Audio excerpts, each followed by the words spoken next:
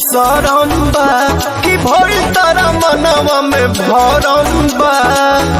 हट ना जी अब और तू ही एगो साली बाड़ू पकिया हो तंके कर से करब मजकिया हो।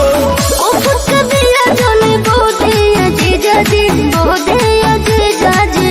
अरे ने आवा ना गोदी में लेके जने खो दे जीजा जी। गोदी में लेके जने खो दे जीजा जी। गोदी में लेके जने खो दे जीजा जी। गोदी में लेके जने खो दे जीजा जी।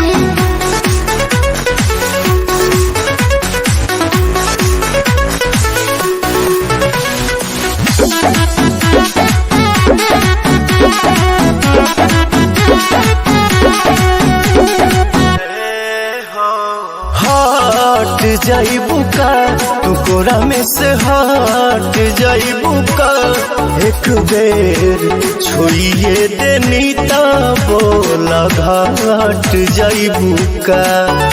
अपना हमरा मेंटर नहीं के देखत का। हरे नारे जीजा अभी हम बता बने जी।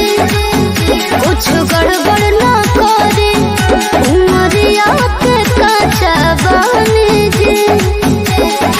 ढेर जन गाल बोला गोदी जीजा जी।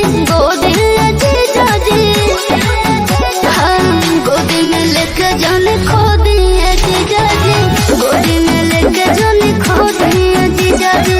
गोदी में लेके जाने खो दिए जीजा जी। गोदी में लेके जाने खो दिए जीजा जी।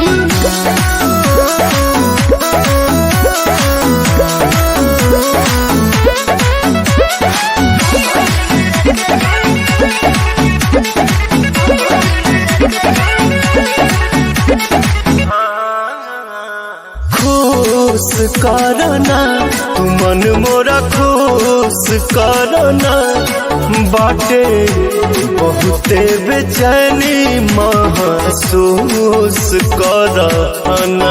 महाराज ये का कहते जी। आधा भौक नु बारे ओहो अरे रे पवन जी दिहियो न कोड़ दे जी। हाय खाते